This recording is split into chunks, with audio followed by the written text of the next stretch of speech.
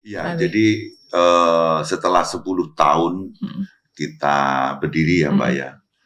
Bahkan kita berhasil menjual 50 juta botol 50 juta botol selama 10 tahun. Dan kita menjadi brand yang mungkin walaupun tidak pernah disebutkan sebagai super brand, tapi kita sebetulnya the real super brand. Ya, dalam konferensi pers waktu ulang tahun yang ke-10, saya sudah mengatakan bahwa kita akan migrasi ke sangat-sangat, karena kita sudah melihat kutus-kutusnya sudah tercabai-cabai, nggak jelas penipuan dan sebagainya, pengkhianatan dan sebagainya. Kita nggak mau ngurus yang kayak gitu-gitu, karena kita mau cari uang bukan cari masalah. Nah, dari situ kita mengintroduce sangat-sangat.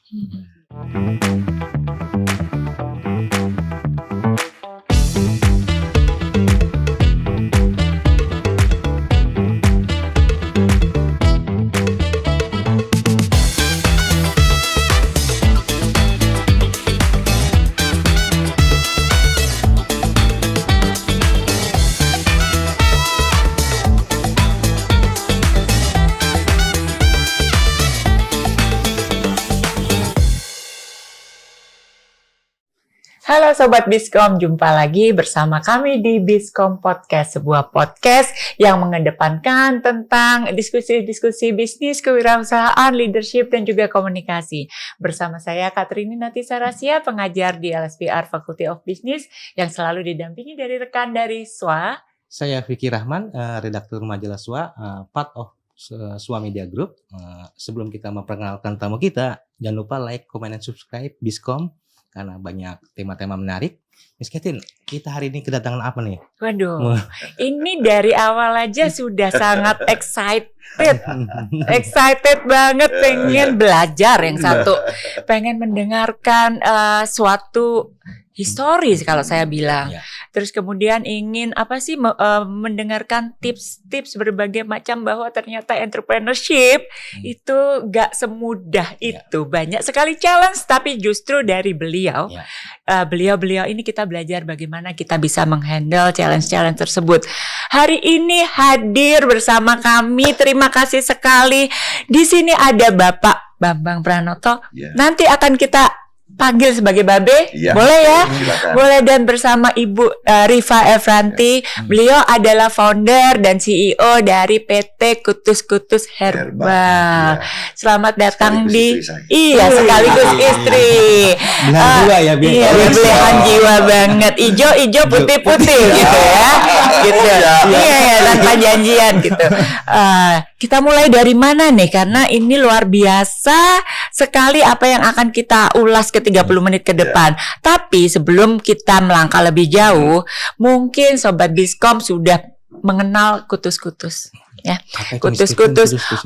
Kalau saya memakainya itu multiguna banget, gitu. Kayak mobil. Iya, nggak enak badan kutus-kutus, pegel-pegel kutus-kutus, kejedot kutus-kutus. Pokoknya itu menurut saya adalah lagi sedih. Hirup-hirup lah kutus-kutus, gitu ya. Babe, akhirnya kita bertemu dengan Babe.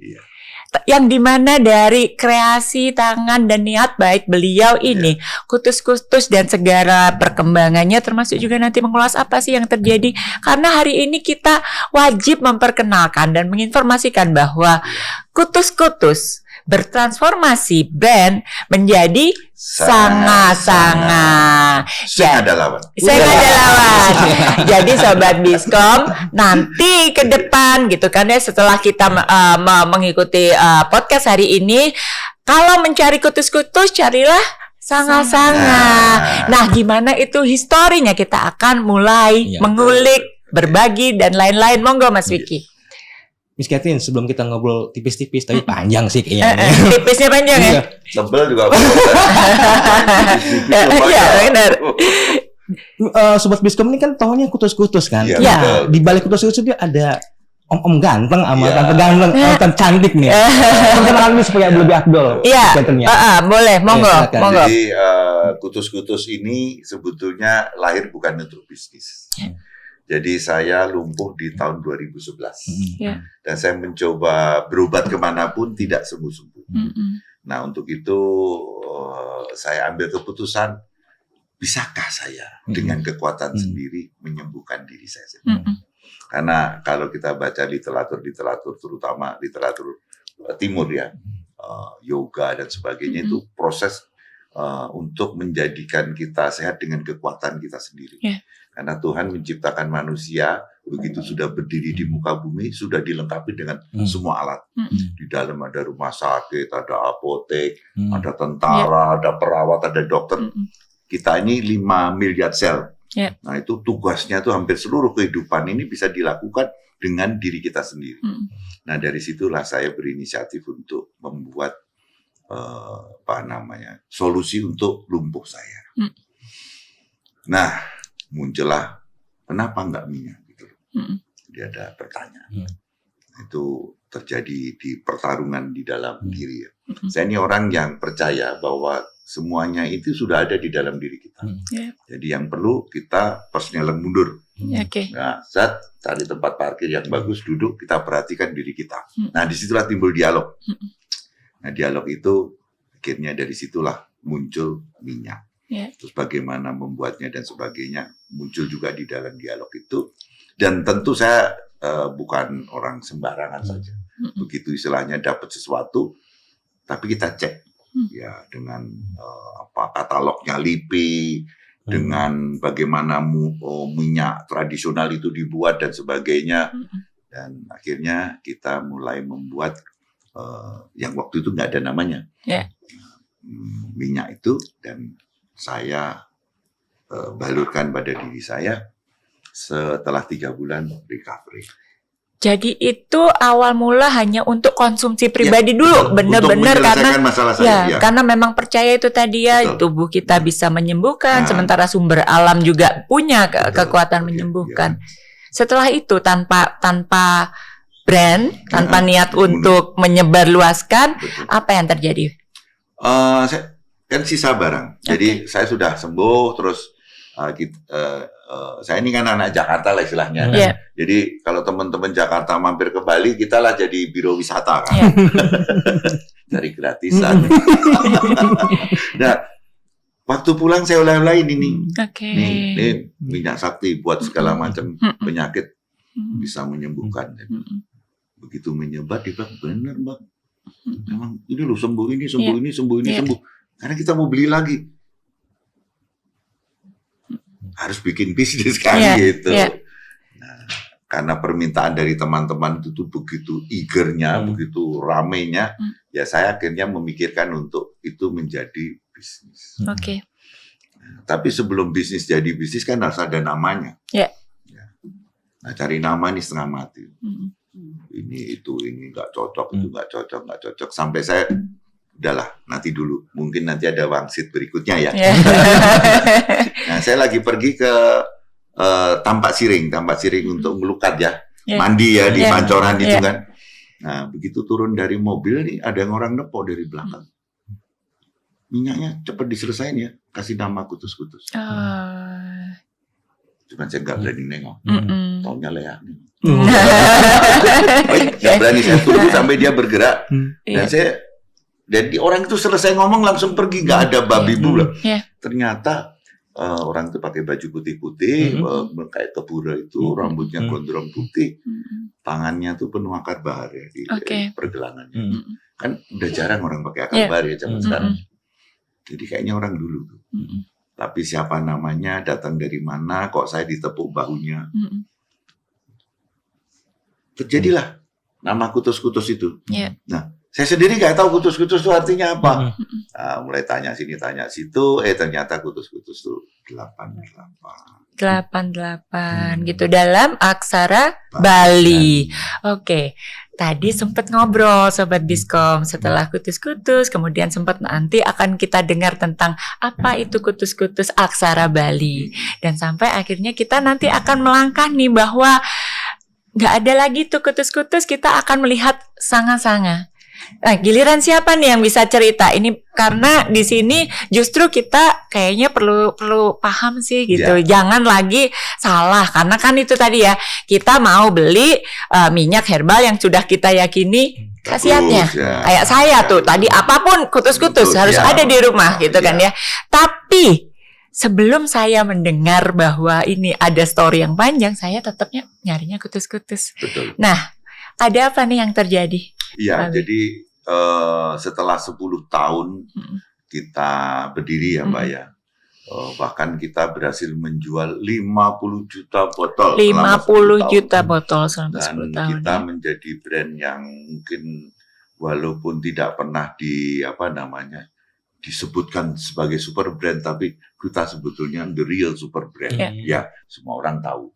Dan dari 10 orang kita tanya, 9 tahu kutus-kutus Mas. Iklan. Iklan berjalan ya. Iklan berjalan. Ya kan? Jadi dalam 10 tahun itu banyak masalah yang terjadi. Terutama adalah pemalsuan. Oke. Ya, bahkan di e-commerce itu kita pernah menghitung, kita pernah 380.000 lapak yang jual kutus-kutus. Oke. Tapi 80% palsu. Palsu. Coba, apa nggak sedih itu ya? Yeah.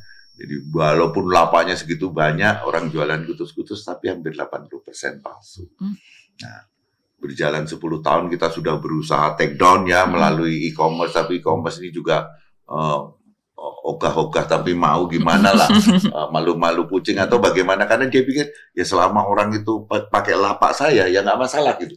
Dia tidak memperhatikan bahwa originalitas daripada brand yang sedang dijual. Kalau kita di di luar negeri, nggak mungkin orang bisa dengan sendirinya jual barang tanpa dapat originalitas atau semacam sponsor dari pabriknya. Nah kalau di sini udah kayak pasar aja, siapa yang mau jualan aja. Nah kita sudah cukup capek lah menyelesaikan itu. Terus kedua juga harga banting-bantingan. Dari harga 170 tuh ada yang jual 50.000. Ya kan, kotak sama botolnya aja udah lebih mahal. Nah ternyata mereka karena 50 juta tadi, mereka mengumpulkan botol bekas. Nah, terus diisi apa nggak tahu. Gitu ya. Terus dijual ya nggak tahu juga minyak apa yang dimasukkan. Tapi waktu bikin iklan pakai produk kita yang original. Nah di tahun yang ke-10 ini juga ada banyak peristiwa, terutama di tahun 2023 ya, satu dasawarsa kita. Di tahun 2021 istri saya meninggal. Terus internally banyak yang fraud. Jadi di bagian administrasi main duit, dan juga orang-orang dekat kita sudah banyak yang melakukan hal-hal yang tidak benar. Termasuk juga anak perusahaan kita hampir semua melakukan fraud ya. Nah, keadaan seperti itu membuat saya sudah mulai lesu. Ya udahlah kalau gitu, udahlah jual aja semua. Ya kan. Selama 10 tahun kita tuh sudah berduit banyak banget. Ya bahkan saya mengatakan bahwa itu uang yang tidak pernah saya duga sebesar itu. Jadi kita sudah menjadi perusahaan kelas menengah ya. Gitu.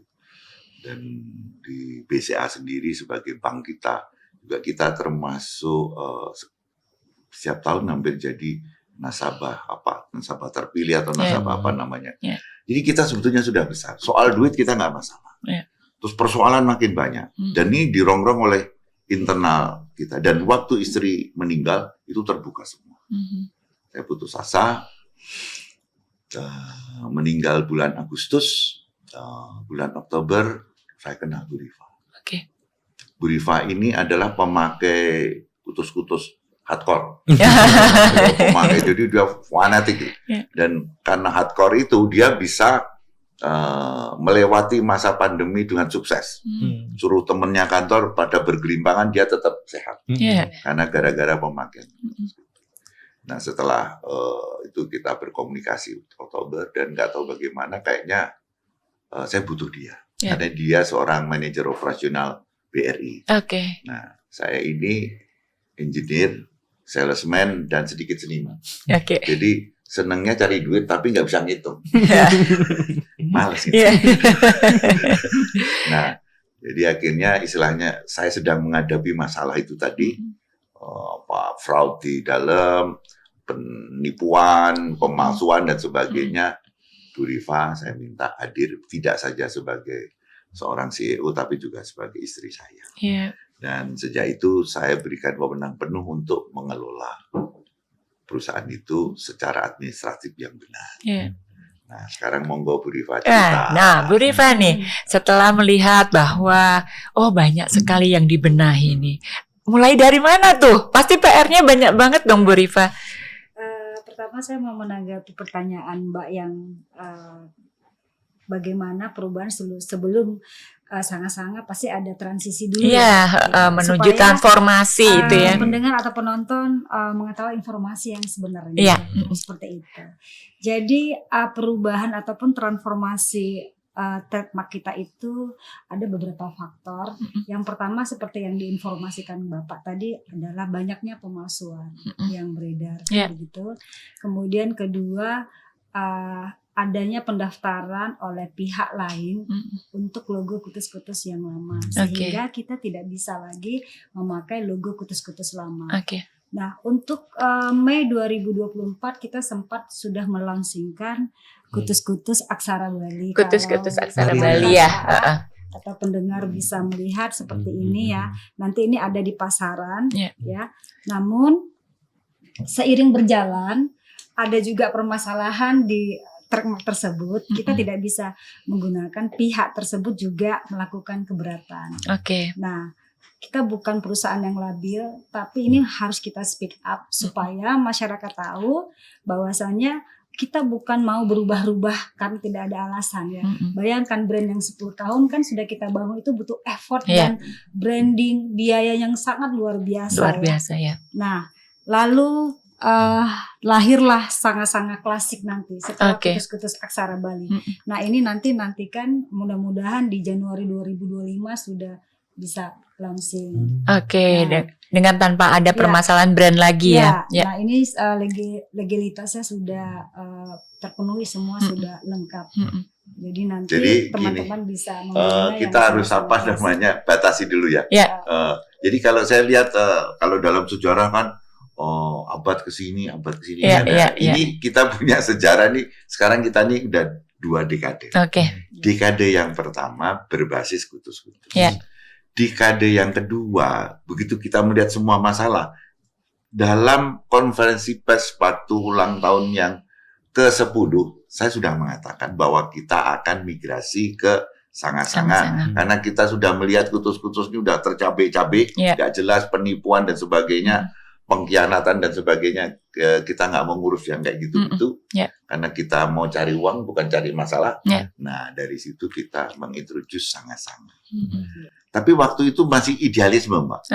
Karena kita masih ragu-ragu apakah kita berani melompat dari Kutus-Kutus Sanga-Sanga. Karena brand Kutus-Kutus ini sudah melekat. Ya, kayak Mbak pasti ditanya minyak yang terbaik pasti Kutus-Kutus kan. Gitu. Ini sudah kayak misalnya naik Honda aja padahal naiknya Yamaha.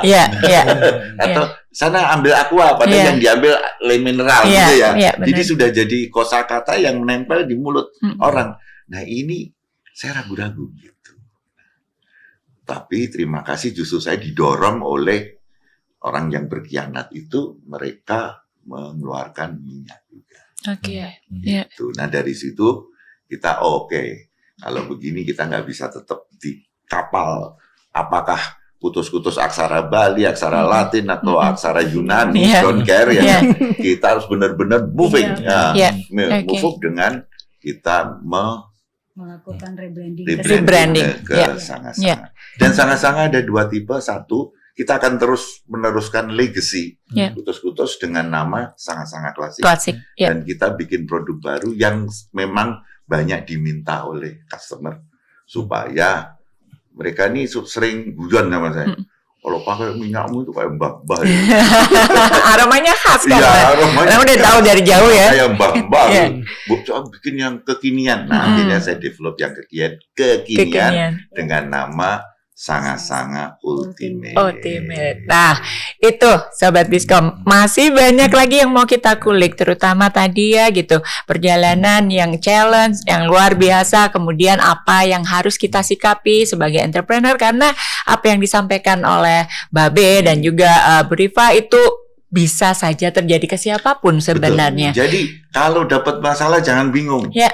Artinya Anda mau naik kelas. Nah, itu. Apapun masalahnya itu adalah opportunity, ya kan. Kalau tidak ada masalah artinya Anda tidak punya opportunity, ya kan. Saya ingin kasih contoh peristiwa 98, ya kan. Begitu menghancurkan semua dan orang bilang kita akan seperti negara Afrika, ya kan. Nah, apa yang terjadi setelah 2 tahun? Ya kan, mobil bagus berseliweran, gedung tinggi bermunculan sampai sekarang. Ini saya kalau ditanyain, tahu gedung ini nggak tahu. Ya kan? Kalau dulu kita ini old schoolnya Jakarta nih, gedung yang menghitung itu aja, ya kan, bisa dipakai jari, tapi sekarang nggak bisa. Jadi 98 yang mencekam itu menghancurkan semua urat nadi ekonomi sampai rupiah menjadi 15.000. Membuat kita semakin kaya sebetulnya. Sampean ganteng tuh karena 98. Bisa aja nongkrong bisa lihara ya. Dengan gembel gitu. Kalau sekarang pakai gembel kan malu ya. Jangan melihat sebuah peristiwa itu sebagai bencana. Itu adalah fase di mana kita harus memperbarui diri. Jadi untuk mendapatkan sesuatu bentuk baru orang harus chaos dulu. Oke, Sobat Biskom, itu tadi ya, ada suatu tragedi, ada suatu bencana, tapi kita tetap harus percaya ada blessing in disguise. Betul. Dan akan maju. Tapi sebelum kita lanjut ke pembicaraan yang lebih hangat, kita break dulu ya. Nanti kita kembali ke Biskom Podcast dengan pembicaraan yang lebih asik tentunya. See ya.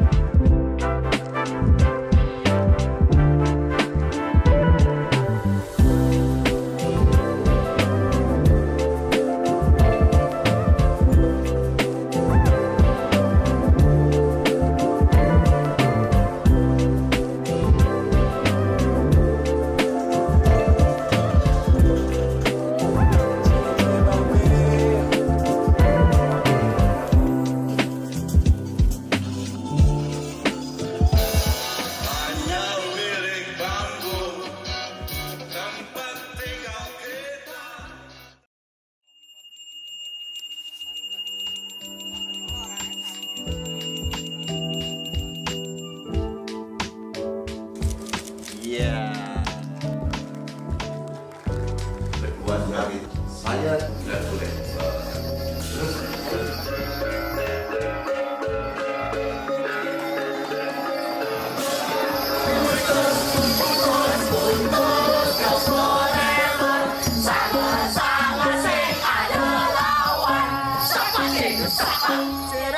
Pada tanggal 14 Mei 2024 kami resmikan Kutus-Kutus Aksara Bali dan Sanga-Sanga. Kami hanya bisa mencatat kegiatan ini sebagai rekor dunia. Kutus-kutus yang Aksara Bali, jangan kau salah pilih yang lain. Yang lain belum tentu setia. Jadi pilih Kutus-Kutus Aksara Bali, pilih Kutus-Kutus.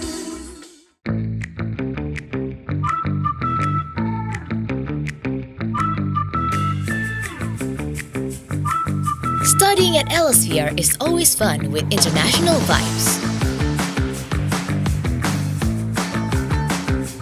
Studying at Elsevier is always creative.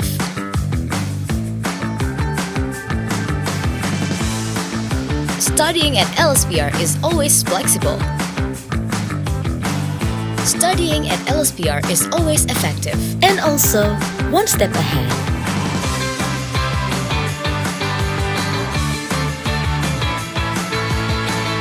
But it doesn't stop here. Studying at Elsevier leads to a bright future.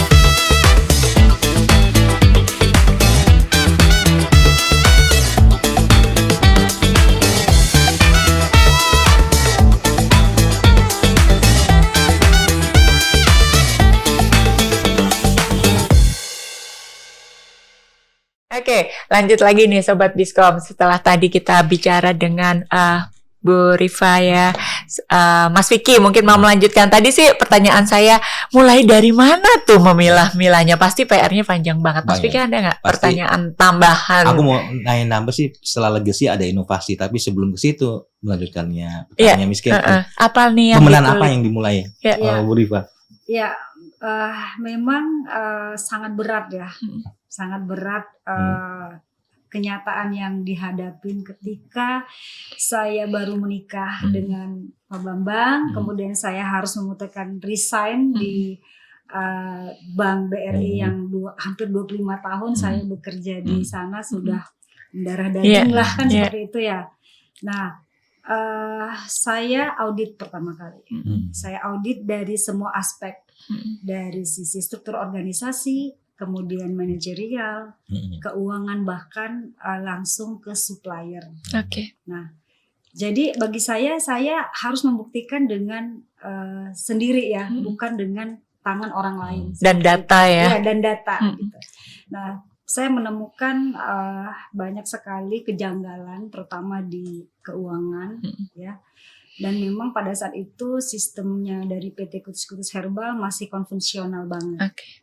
Sehingga itu karena saya juga Bapak seniman, Bapak sendiri tuh waktu itu walaupun yang ngerjain meskipun ada karyawan-karyawan, tapi menurut saya tidak terstruktur dan tersistem dengan baik seperti itu, tidak tersistematis lah. Bahkan waktu itu pembayaran apapun secara manual dengan cek. Gitu. Jadi Bapak ini tidak bisa keluar dari Bali karena setiap hari kan ada transaksi. Saya bingung ya. Kemudian dengan kos yang sangat tinggi, saya hampir tidak percaya dengan perusahaan minyak, masa kosnya sebesar ini? Apa ini, ada apa gitu. Lalu terus terang saya dibantu oleh auditor karena ini saya periksa semua seluruh lini bisnisnya Kutus-Kutus, bukan hanya Kutus-Kutus saja, tapi ada hospitality, radio, sekolah, itu saya periksa semua sampai ada bisnis kita juga di Amsterdam. Nah, dari situ saya menemukan bahwasannya ini banyak sekali yang harus diperbaiki, terutama dari sisi kos yang terlalu tinggi. Nah, salah satunya tadi saya mulai merapikan organisasi dulu. Kemudian melihat biaya mana yang lebih besar dulu, itu yang saya cek sampai ke suppliernya. Dan kita undang, kita koordinasi kembali dan segala macam, dan ternyata memang benar kita menemukan di situ banyak sekali fraud. Butuh berapa lama prosesnya itu pembenahan ya, kita bisa bilang pembenahan ya? Sebenarnya sambil berjalan ya, jadi bukan semua. Jadi saya prioritaskan dulu mana dulu yang besar-besar dulu. Jadi angka yang kos yang tertinggi itu yang saya prioritaskan dulu, yang menggurus. Dan sekarang misalnya contohnya pengeluaran kita, misalnya nih 1 bulannya 10M, jadi sekarang bisa jadi 3-4M seperti itu. Jauh banget ya. dong. Nah, jadi juga efisiensi biaya, nah semua inilah seperti itu. Nah, Pertama sih memang pro kontra pasti ada ya, banyak yang tidak suka. Ya. Diusik, menjadi lebih strict, disiplin, betul. itu berat sih. Tradisional nyaman Ya. seperti itu. Jadi maksud saya, tapi mau nggak mau saya harus memperbaiki kapal yang besar ini, karena terus terang pada waktu itu unit bisnis selain kutus-kutus itu masih rugi. Jadi kutus-kutus masih menyusui unit bisnis lainnya. Jadi kalau kita nggak berberes nih di kutus-kutusnya, ini bakalan nggak bisa menyusui yang lainnya, bakalan semuanya akan tenggelam kan begitu. Nah, ya akhirnya dengan waktu 2 bulan ya saya sudah bisa memperbaiki, sehingga sekarang Bapak menikmati hasil saldo gemuk nih terus. Seneng ya Pak. Nambah itu tadi, karena kita bisa. Makanya jangan, saya orangnya memang bukan tidak percaya ya, tapi memang selalu ingin tahu, ingin berinteraksi langsung kepada orang-orang, apalagi memang itu yang membuat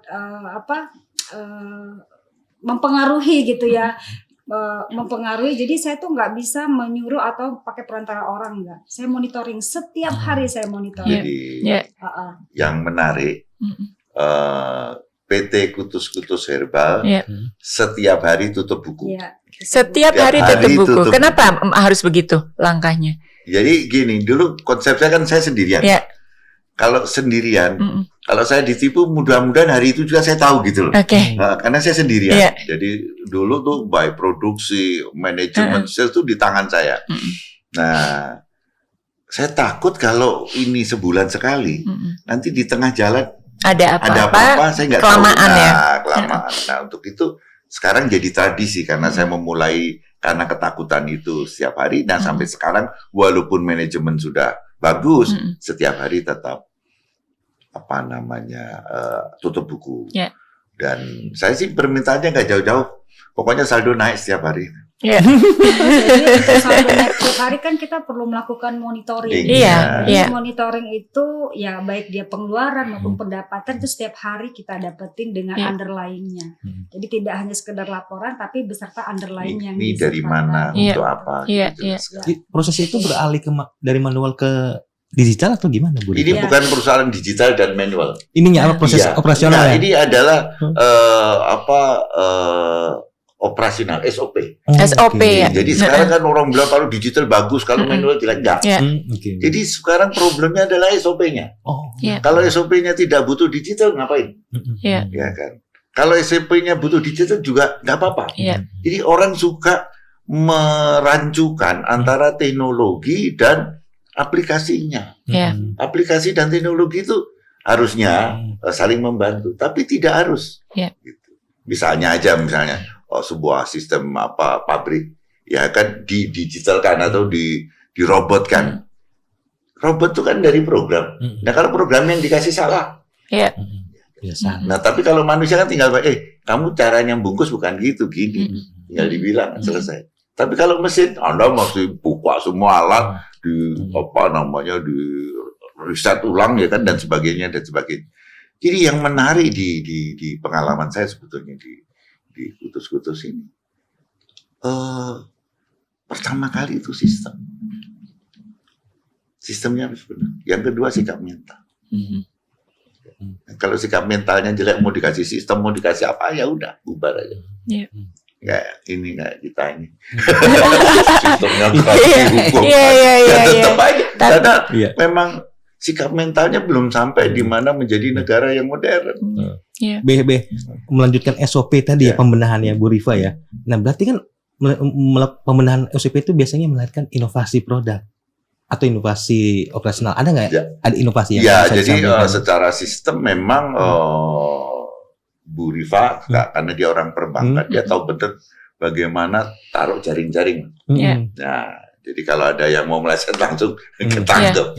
Itu sudah kita buat. Jadi setiap unit bisnis selalu bikin laporan everyday juga. Pecah-pecah, nah baru nanti digabungkan menjadi holdingnya di PT Kutus-Kutus Herbal. Terus kedua juga kita selalu membuat 2 akun di setiap unit bisnis. Akun masuk sama akun keluar. yang keluar saja, yang masuk saja. Ya.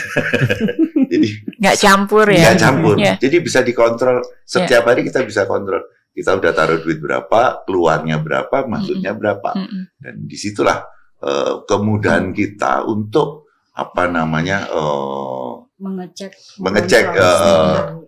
Nah, terus terang makanya isinya kadang Bu Rifa orang banget lihat angka beres ya. Kalau saya ngeliat angka males ya. Saya ngeliat kan di bawahnya paling bawah. Oh bagus. Yang penting saldo naik. Dan terima kasih Tuhan kita sejak Bu Rifa masuk itu semua tertata rapi dan akhirnya memberikan impact yang sangat besar kepada PT Kutus-Kutus Herbal. Sampai melahirkan inovasi sekaligus. Jadi sebetulnya inovasi terjadi itu karena masalah itu tadi ya. Jadi kalau saya berinovasi lihat di depan ya kan. Di depan ternyata si tadi kan ada orang yang berkhianat kepada kami pakai nama Kutus-Kutus kan. Kita harus bikin merek lain atau brand lain, namanya Sanga-Sanga. Tapi kalau Sanga-Sanga hanya menggantikan brand, forward. Kita juga menggantikan produk dan juga membangkitkan kualitas, bahkan kalau bisa menambah produk. Nah sekarang kita nih luar biasa ya, luar biasa bahwa kita bukan saja menggantikan menjadi brand Sanga-Sanga, tapi kita keluar 20 produk baru. 20 produk baru. 20 produk baru. Di antaranya ada yang di sini. Iya. Ada sabun. Ada juga kosmetik, skincare. Bikin wajahku makin Anda perlu nih. Supaya bisa mengimbangi. Tidak hitam putih. Boleh dicoba. Jadi lupa sih skillnya. Bahan herbal semua. Yang menarik ini bukan berbahan kimia dan ini merupakan fenomena sementara Indonesia masih ribut skincare maklon. Kita bisa keluar skincare yang original dari bahan yang ada di Indonesia. Made in by PT Kutus-Kutus Herbal. Ya betul. Jadi PT-nya nggak berubah ya. PT-nya nggak berubah ya. PT-nya Kutus-Kutus Herbal. Menjadi Sanga-Sanga gitu. Ya, tapi tadi ada waktu prosesnya tadi Bu Rifa sempat menyebut tentang bukannya nggak trust gitu. Tapi segala kekeosan ini juga sempat terjadi karena masalah trust. Benar nggak sih? Bahwa kalau kita itu sebagai pengusaha ya katakanlah gitu. Benar nggak? Setuju nggak? Mungkin Pak Babe nggak 100% setuju. Jangan menempatkan trust itu 100% ke siapapun. Betul. Jadi kita selalu punya rasa encourage ya. Curiga, bukan curiga secara negatif, tapi curiga untuk waspada. Antisipasi juga. Kalau orang Jawa bilang eling lan waspada.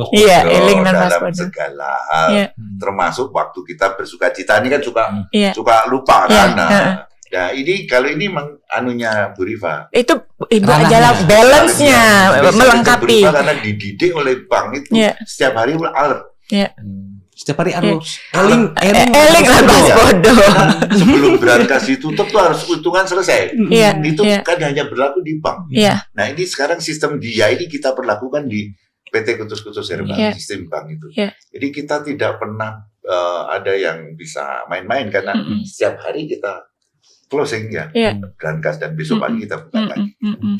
Iya, termasuk juga kalau yang paling berat ini misalnya saya yang mengalami, saya punya brand membangun, terus kemudian katakanlah ada yang dari belakang penyerobot itu, aduh mungkin saya udah nangis nggak tahu harus ngapain gitu. Sampai katanya nih saya dengar dari teman-teman pengacara sampai istilahnya kakak beradik rebutan itu sampai habis-habisan dan akhirnya brand itu dua-duanya juga hancur karena duitnya habis untuk biaya untuk itu Tapi PT Kutus-Kutus Herbal memilih untuk move on dan mengambil strategi yang ini yang paling tepat. Ganti nama, inovasi produk, rapikan SOP, luar biasa. Nah, kita ketemunya 30 menit ya. Waktunya nih, nah, kayaknya offline aja. Waktunya harus eling nanospodo juga. Kita disuruh eling waktu. Sebelum kita Sebelum kita menyudahi edisi ini, mungkin ada closing statement dari Babe. Gimana sih untuk membangun brand, membuat dia tetap survive, termasuk juga tadi menganggap masalah itu menjadi peluang. Monggo. Ya. Jadi untuk teman-teman UMKM ataupun perusahaan besar sekalipun, satu menurut saya kita harus selalu eling lan waspada, ya kan? Karena bahaya ini bisa muncul dengan tiba-tiba. Dunia ini fragile, ya toh. Uang naik turun, bunga naik turun, peraturan naik turun, sampai kita jadi bingung ya. Untuk itu kita selalu eling lan waspada. Nah, yang kedua adalah kita selalu melihat bahwa masalah itu adalah bagian daripada kesuksesan. Tanpa masalah Anda tidak bisa sukses ya. Jadi seperti mata uang bolak-balik ini ya. Ini masalah, ini sukses. Ya. Nah, untuk itu kita harus satu persiapan, kedua kita juga harus lincah ya. Dalam keadaan apapun kita selalu bisa bergerak, dan saya percaya masalah adalah peluang yang tertunda. Oke. Luar biasa. Ibu nih. Dari Ibu nih sekarang giliran nih. Kayaknya udah mewakili, tapi nggak apa-apa saya tambahin. Nggak apa-apa ditambahin. Ya. Jadi hadapi semua rintangan dengan penuh keyakinan, kesabaran. Seperti yang dibilang Bapak juga, peluang tantangan itu adalah peluang yang tertunda. Makanya kita konsisten, apapun yang kita lakukan sekarang harus konsisten dan yakin, insya Allah pasti tujuan bisa tercapai sesuai keinginan kita. Oke. Amin. Luar biasa Sobat Biskom. Pertemuan yang 30 menit tapi bernas daging banget. Apa yang kita dapat, insight, value, dan juga tadi ya nasihat gitu, bahwa kita semua tetap jalan, move forward ke depan, tapi jangan lupa iling lan waspodo. Oke, Sobat Biskom, terima kasih untuk pertemuan hari ini. Terima kasih sekali lagi Babe Beriba. Acara apa namanya tadi? Biskom Podcast. Biskom Podcast ya kan. Saya adalah beruntung ya hari ini diundang di sini. Tapi sebelumnya kita mesti ada satu yel-yel. Apa tuh? Untuk menutup acara ini. Ya itu. Sanga-sanga sing ada lawan. Oke, boleh. Biskom apa tadi? Podcast. Mas Vicky itu. Nah, Podcast Biskom bikin hati kita makin bergembira. Oke, ya kita bikin penutup. Saya bilang sanga-sanga sing ada lawan. Anda Biskom bikin hati kita bergembira. Oke, 1, 2, sanga-sanga sing ada lawan. Ulang lagi ya, gini ya. Semangat dong. Terus tadi nanti diteruskan Biskom itu tadi. Oke. 1, 2, 3. Sama-sama sehat. Biskom bikin hati kita bergembira. Oke, see you. Thank you. Di era di mana teknologi informasi dan komunikasi berkembang pesat, transformasi digital memaksa kita memahami alur informasi yang tersebar cepat melalui jaringan internet. Membaca berita melalui gawai pribadi kini menjadi rutinitas harian bagi banyak orang. Selain memperoleh informasi terbaru, membaca berita juga menambah wawasan dan melindungi kita dari hoax. Menyadari pentingnya informasi yang akurat dan inspiratif, sua.co.id hadir menyajikan kabar bisnis dan ekonomi terkini. Sua.co.id adalah portal bisnis yang menyediakan berbagai informasi terkait pemasaran bisnis, manajemen, CSR, aksi korporasi, tata kelola perusahaan, profil bisnis pengusaha dan profesional, investasi pribadi, teknologi informasi, wawancara eksklusif dengan CEO, serta data penelitian. Kami tidak hanya menyajikan berita terkini, tetapi juga pembelajaran dari para pebisnis sukses, kisah perusahaan yang menginspirasi, strategi manajemen, pemasaran efektif, penciptaan kesuksesan bisnis, kewirausahaan, pengembangan karir, dan cerita sukses anak muda dalam berbisnis. Sua.co.id hadir di berbagai platform. Anda dapat mengunduh aplikasi kami di Google Play Store dan mengikuti kami di media sosial @swa-media-inc seperti Instagram, LinkedIn, X, dan Facebook. Saatnya menginspirasi orang lain dengan kesuksesan bisnis Anda melalui platform kami. kunjungi sua.co.id dan temukan informasi bisnis yang inspiratif setiap harinya.